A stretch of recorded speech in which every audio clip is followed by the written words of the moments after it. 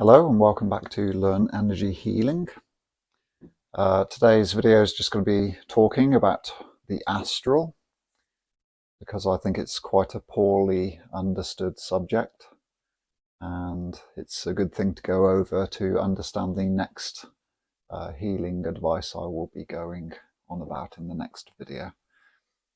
As anyone who's been watching my videos so far has noticed, is I don't really have a script. I just start talking and see what comes out of my mouth, and understanding how complex it can be to get across the astral to people. I will try and make up for any misconceptions or misunderstandings later on if that's needed for people, but I hope I get across what I mean to say today anyway. So, the astral. The word astral is used in different ways depending on what course you do, what people you come across, what teachers you come across. So in the Barbara Brennan school, which I did for 2 years, by the way, I did the first 2 years of the Barbara Brennan school. They use the astral as the fourth density of the aura, but at the same time, they also talk about the astral as containing everything from the lowest vibrations to the highest vibrations in the astral. So, a little bit of a contradiction even within one course, there may seem. And there's nothing wrong with contradictions, of course, because part of being more towards fourth and fifth density consciousness means that you can see how what seems like a contradiction can be actually true from both angles. So it's part of awakening, part of being able to see different perspectives that may be true, that contradict each other from our current perspective, but later on we can see how they both can be true. So bear that in mind when you watch through my videos, because there are going to be lots of contradictions, lots of paradoxes. Other models of the aura may describe the astral as a different density than the fourth. It depends what you come across, really. The way I understand the astral, the way I use the word astral, is sometimes I will use the word astral to explain that I'm working on the fourth density of someone's aura. But really, when I use the word astral, I mean anything outside of this reality that we call physical reality. So anything in the ether, really. And things outside of our physical reality aren't necessarily just higher vibrations. Things that we don't sense with our current senses, things that we don't sense because they're not in this reality, they're not real for us, hence the word reality.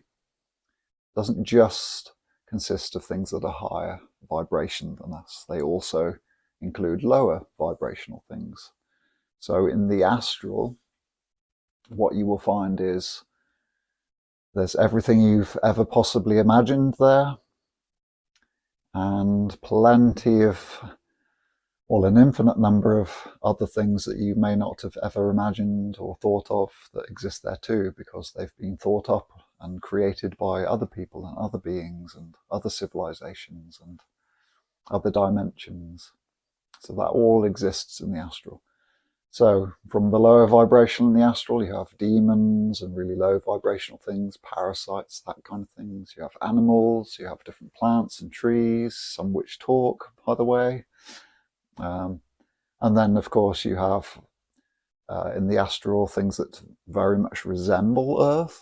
They're only slightly different than Earth, a different version of Earth that we can't see from our version of Earth, if you like. It's a very, very similar place. And then, everything up until angels and high dimensional beings, what people in the past may have called gods. Lots of different schools where you can learn different things, lots and lots of different civilizations. And reading Lobsang Rampa, I don't know if anyone's come across those books, but a Tibetan monk. He wrote a lot of books in the 60s and 70s, I think it was. And he talked about how there was actually lots of different heavens and lots of different hells, because each religion and each society, if you like, had a different view of what heaven should be and what hell should be, and therefore in the astral there are multiple different hells and multiple different heavens. And at the same time, heavens and hells don't exist for some people because it's not in their vibration, so they never come across it. So I hope you kind of get more of a sense of what the astral is. There's a lot to talk about with the astral. We can get into subjects such as ghosts.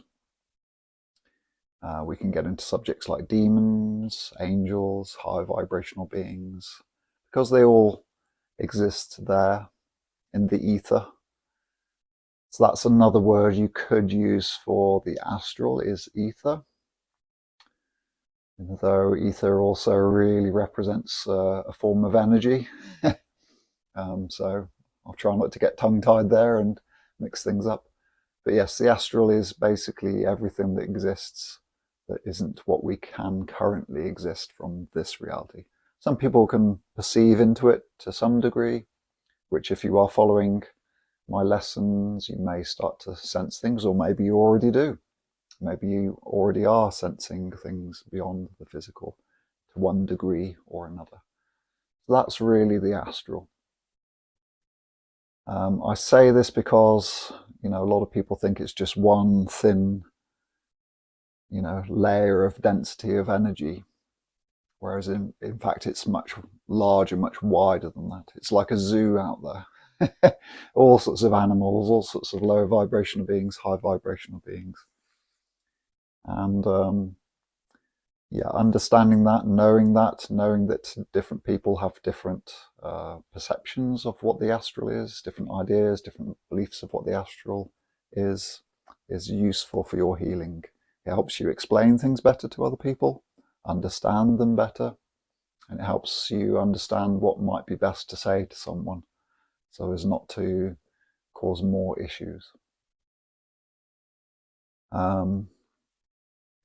Yeah, parasites, implants, that kind of thing, they exist there too. So if people have been reading my website, you will know that I've been doing a lot of work with astral entities, astral parasites, implants, which all exist in the astral. And yes, I will be hopefully showing you how to remove that sort of thing in the next video. The key thing is to remember that the astral, because it's not as real for us when we're in this reality, it's generally quite easy to change things in the astral. If it's not so real to us, it's not so significant to us, and therefore it's quite easy to change things in the astral. Once you learn to let go of your fear of a lot of the things that people say about the astral, a lot of other healers, a lot of other psychics have made it, maybe from a certain point of view, too significant, too serious. And so a lot of people do have a fear of parasites, implants, entities in the astral that they fear can control them or manipulate them or trick them. And the more you believe that they can trick you and harm you and do things to you and influence you in some way, the more they can do that. So the more you let go of your fear of them, the less of a problem they are. So the more you play around with the astral, once you start sensing any objects or things in it, approach it like a child, be curious rather than immediately being fearful of it, the easier it becomes to do things in the astral. So things like parasites, entities, they're not really a problem for me anymore. The only difficulty really from my perspective is if someone really finds them significant, really believes that they are a problem and that they really can harm them and that they really can't get rid of it, then it gets a bit trickier to help someone. So sometimes you have to have a bit of experience, know how to word things, know of lots of different tools to help people so that they can slowly let go of their fear, and then it gets easier for you to help them. So yes, and you may have come across my writings on implants and how that's changed over the years. There's because of me evolving and learning, realizing that fact that they're really not a problem unless you make it. So yeah, please go and read that if that's helpful for you. Is there anything else I wanted to say now before we go on to the next video with healing things in the astral? Yeah, I think that's basically it. A lot of the techniques I've been teaching in earlier videos can be used on objects and things and beings in the astral. So you can, with that method I showed where you can pick up a lump of energy and throw it away, you can actually do that with implants, you can do that with parasites, you can even do it with entities that may be attached. The more you believe that you can pick it up and throw it away into the light, usually is a good place to throw things. Imagining a door of light and throwing them in so that you know it's taken away and dissolved, taken out of reality. If you know that's a powerful method, if you truly believe it works, then it will work. And people will be very grateful for you helping them. Same with the allowing energy to pass through your hands or pushing energy. That can slowly raise the vibration of the area, and a parasite or an implant will just pop out of the body, or sometimes it will dissolve, or sometimes a bit of both. Comparing things to the Hara line, that technique, comparing an implant or a parasite to the Hara line, which is a very high vibrational energy, again, that might appear to slowly dissolve the parasite or implant, or it may make it pop out of the body. Very powerful technique, that. So, you know, any of the techniques I've really taught so far can work on these things, and I will hopefully try and find someone where they may have some sort of parasite or implant, so that I can show you, you know, how easy it can be.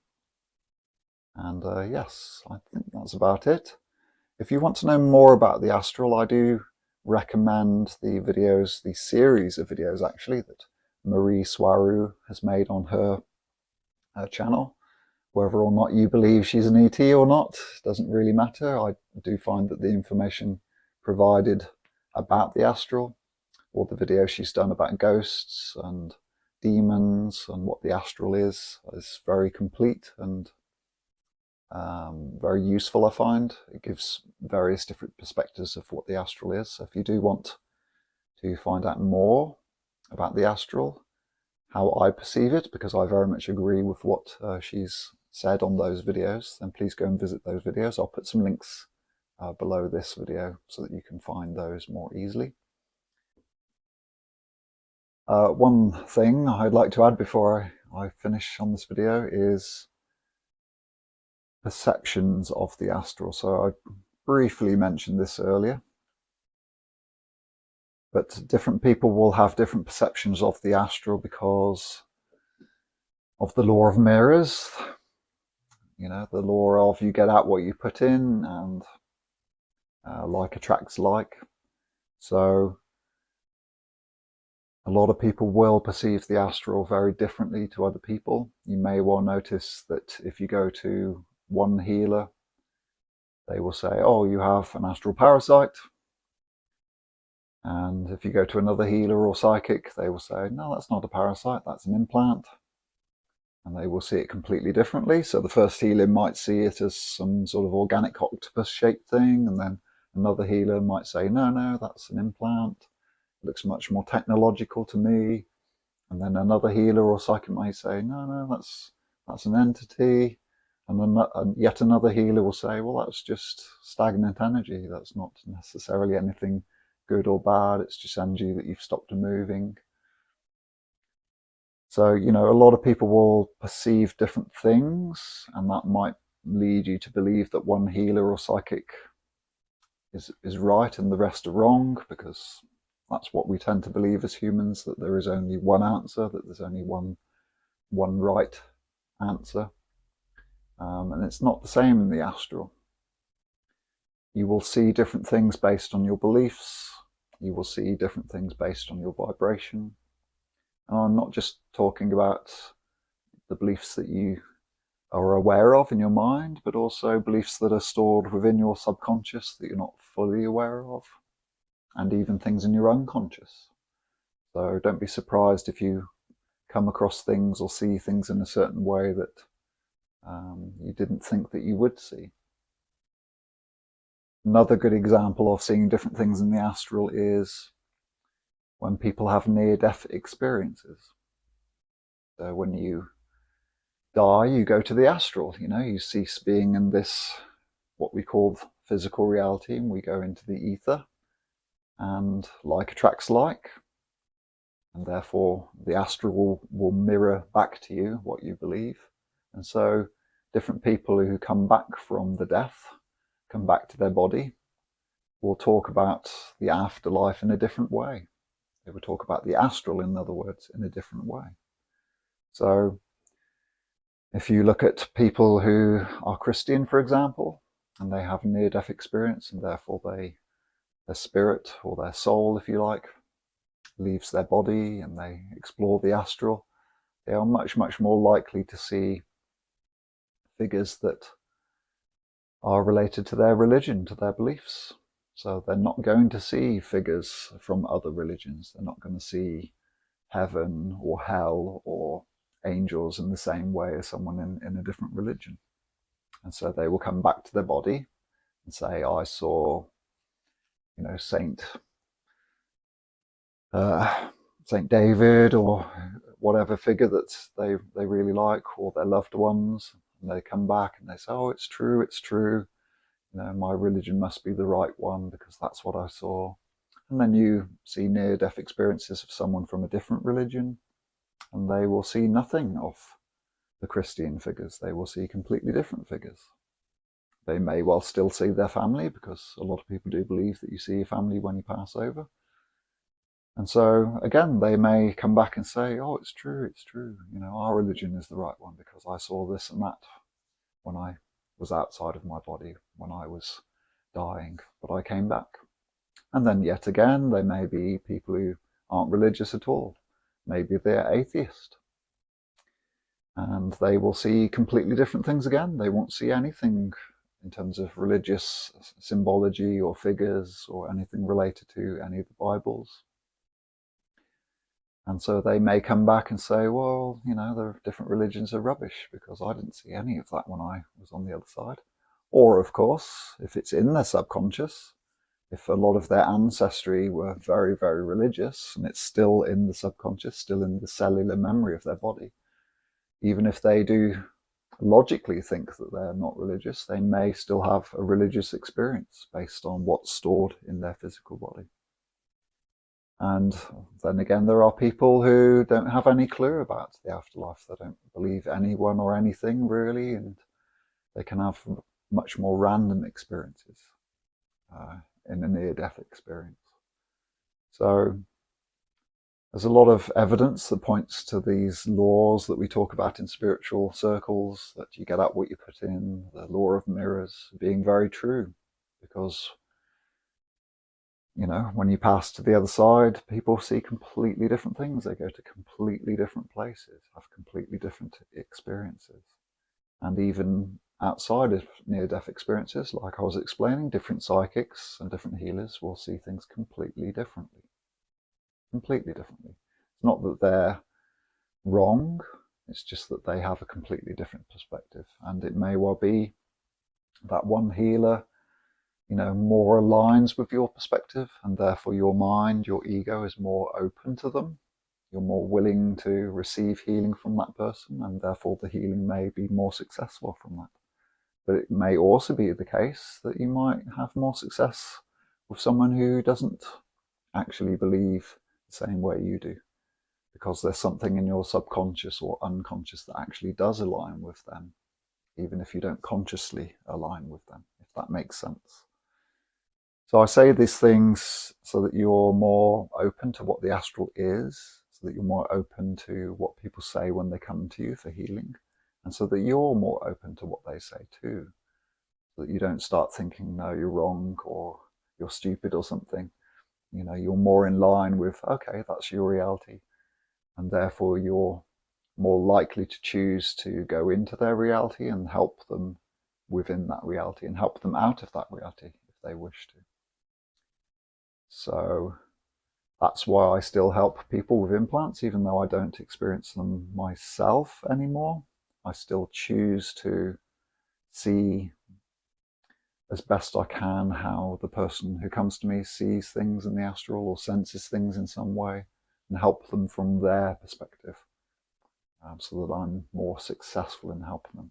And at the same time, of course, I'm always talking and teaching to help them see that there is another reality. They don't have to perceive things that way. They don't have to be a victim, at least, to what they perceive. Okay. Lots and lots to talk about with this, but like I said earlier, please go and watch Maurice Waru's videos, because they are fantastic on this subject. Please do like and subscribe if you'd like to continue to support this channel, if you find it benefits you. And I will see you in the next video, where I'll be hopefully finding someone to show you how to work on objects and parasites and things in the astral. Okay, all the best.